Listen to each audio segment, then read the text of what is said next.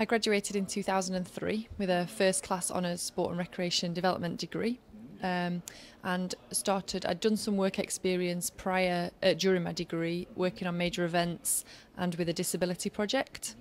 When I graduated, I then went to work for an event management company, and I managed sports events for 8 years up and down the country, from school children, multi-sport, multi-venue, through to major elite world-class events such as table tennis for people with disabilities, fencing, which was able-bodied fencing, and also wheelchair fencing.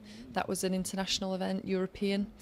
And so I'd had 8 years of experience of working sort of on a world-class stage, and also sort of seeing grassroots and seeing the impact of sport at that level.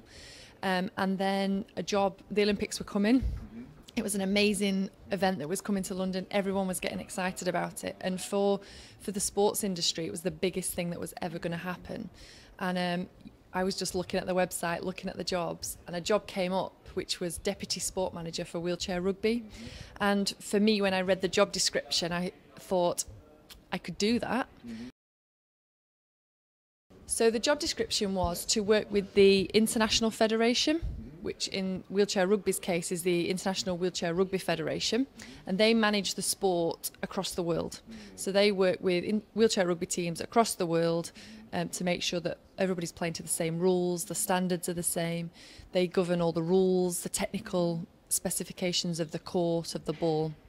So working with them, it was working with the organising committee to make sure the venue worked for wheelchair users, for the technical officials, for the spectators, and for all the other functions, so transport, medical. So you oversaw the compliance of the venue to the standards? That's correct, yes, and making sure that it worked for us. So we did tests with wheelchair rugby chairs to make sure they went through doors.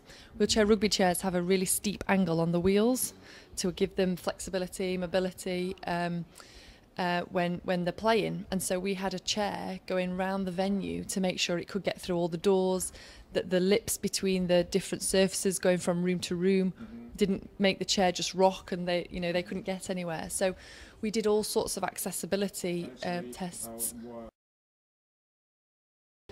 are the regulations in this respect? We always used an athlete to test it. Wheelchair rugby athletes are tetraplegic, which means they have a disability in a minimum of 3 limbs, so 2 arms and a leg, or 2 legs and an arm, and that's minimum requirement. So a lot of them might be amputees with limited function in their hands, which makes moving around quite difficult sometimes. And we wanted the building to be accessible to them. We didn't want it to be a challenge at all. So we made sure that mirrors were lowered, that they could get through doors themselves. So we had to make sure that all the doors had magnetic clips, so they were all fastened back. So we didn't need somebody to go with an athlete and open the door for them. They could go themselves. The bathrooms were huge, so that they could go in their wheelchair, transfer, go to the toilet themselves. And that was a really key focus point of our planning, that the athletes should be able to go around that venue and operate just like the basketball players did during the Olympics. And just because they're in a wheelchair shouldn't mean that they need extra help, or that they can't go in certain rooms or to certain areas. This was their Paralympic venue, and they deserved the right to be able to move around. And also taking away any constraints of the venue meant that they could concentrate fully on that competition. And just like Olympic athletes, they've been training for 4 more years to get to that pinnacle of their career. And so when they were there playing, that's all they were worrying about, not where's the accessible, the one accessible toilet, where is it? Or So what was the feedback? From the feedback was, athletes? we got it right, and they were absolutely blown away by the size of the toilets, the size of the changing rooms, the flexibility of the venue, and the ease of getting into it and using it, and that the athletes were at the core of everything. So we'd sort of thought through all the little nuances that they needed, and they had. Yeah. So the venue was the largest temporary venue ever built for a Games. It had, in Paralympic mode, it had 10,000 seats. In Olympic mode, it had 12,000. And the reason for that is we took away some of the seats to increase the wheelchair spectating capacity, which again was really important for us. It's a Paralympic Games, so our audience was going to include more Paralympic or wheelchair users. So we increased that capacity, and you know, we filled those seats. You know, we could have filled them more and more and more, but it meant that you know, the capacity that we had created was used, and it was for the right audience. We had over 1,500 volunteers on the venue, but they were in our venue for Paralympics. But that was across everything from event services, so managing the spectators and information points, ticketing, transport, so getting the teams on and off the buses and making sure that, you know, the schedule was met, catering, you know, making sure that athlete meals and games maker wheels. And then we had 48 wheelchair rugby volunteers, and they were split up into 6 teams. So that was athlete services, managed the athletes. So they made sure the changing rooms were right, made sure the warm-up court was serviced. And we had field of play, which managed the field of play, make sure it was mopped and swept and was set up according to the international rules. So the cones were in the right place and the balls were right, and temperature, lighting. We had sport information, which dealt with things like classification, which is specific to a Paralympic sport.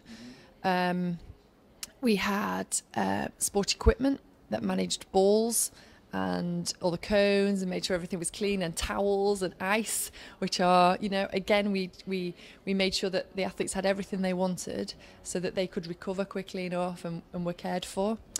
We had technical officials, so we had a group of volunteers working with the International Federation and the referees, again making sure they were looked after, because they had the biggest game of their lives as well, you know, making sure that the game was controlled to the rules. In a wheelchair rugby team, so there's 12, up to 12 on a roster, but there's 4 on the court at any one time, and then they can bring on and off substitutions as and when required. It's a very fast game, and each player, as I alluded to earlier, is classified, and they're classified from 0.5 to 8, and that point score is based on their disability. So somebody with a greater level of disability would be a 0.5 player, and a more able player is a 5. I think I got that wrong. Is a 5. And on the court at any one time, you can have 8 points. So tactically, the coach has to decide if he's going to have more able players, but maybe 2 able players and 2 less able players, or you know, a mix of them up. So that's the technical side of it. We had 8 teams, 8 nations, and the international language of wheelchair rugby is English. The only team that that needed translation was Japan, and they brought their own translator. The other teams, the foreign-speaking ones we had, were Sweden, who spoke English. So we had America, Canada, GB, Australia, English-speaking countries. France was the other one, but the coach there spoke good English, and Belgium, who again had a team official that spoke very good English. Any assistance from? No.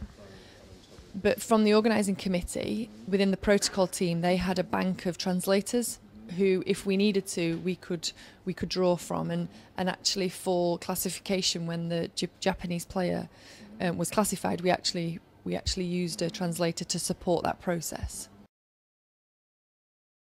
That was on the court after the game, after the final. And what we did as a sport team was we made sure all our volunteers were rostered for that day, so they all got to experience the final, which they were really pleased with, and they built up fantastic relationships amongst their own teams and also within the, you know, with the squads. And so a typical day for a volunteer would start at different times depending on their area. So field of play, for example, were required 2 hours before. whereas sport equipment were actually required about 3 or 4 hours before, because they had to get it ready for everybody coming in. So they would get to the venue at their allocated time, and then for every shift that they did over 6 hours, they got fed. So actually, as a sport team, we made sure all our volunteers were rostered for a minimum of 6 hours to make sure they got fed, because food's important. They were really well looked after. We got a constant supply of Cadbury's chocolates, which helps, and lots of water, and there was access to hot drinks, tea and coffee, which is very important to British people. They had rest areas, and there was every day when they checked in, they'd get a little reward, which might be a badge or a book or a relay baton or something. So they were engaged that way.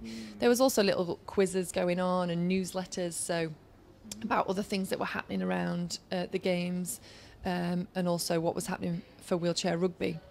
As the games progressed and opportunities arose. So initially it was, you're not allowed to spectate, and but you can. We were on the Olympic Park. You can stay on this park. You can watch the big screen. If volunteers had already got tickets for another sport, then we would look to roster that to allow them to go. As the games evolved and opportunities came up, we were able to offer seats to go and watch the sport, but it was our own sport. We couldn't link to other sports because they obviously had their own pool of volunteers, and it was driven by ticketing. So if tickets had been sold, that was a priority. And to be honest, our volunteers were understood both ways. So they understood when we said, you can't watch the sport because you're a volunteer, you're here to work behind the scenes, you're here to put the sport on. But then likewise, when we offered them and said, look, an opportunity's arisen, it's just for you, it's at this time, and if you want it, you've got to go. You had to bring different clothes. They really appreciated it. And I think, being a volunteer was a very privileged position. They were selected from, hundreds of thousands of applicants. Because and they applied themselves. we selected them. There were some people that didn't get selected. They attended the test event. They attended training days. They had to get themselves to London and accommodate themselves in London. So they put so much effort into being there and helping out. But they did it with such enthusiasm and such positive attitude, and brought so many skills and qualities to the games. It was fantastic. The shift lengths varied, and for us, our competition schedule relative to the other sports was actually not that intense. So out of the 5 days of competition, we started on 2 of the days at 2 o'clock in the afternoon and finished at 10 o'clock in the afternoon. So we had 2 shifts, and they were about an 8-10 hour shift each. So obviously coming in to set up and prepare, doing the first shift, and then the others would finish off. And then we had one really long day that was from 10 in the morning until 10 at night. So that was a very long day.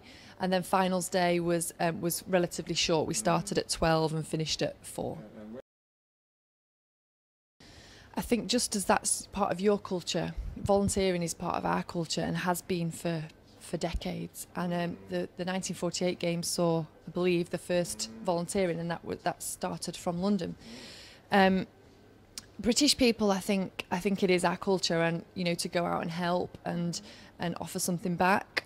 I think today it's very competitive for jobs, for and to progress. So young people do it as an opportunity to network and connect. So they may volunteer with the wheelchair rugby to work with the national governing body, and then if a job comes up, they've got an insight into that.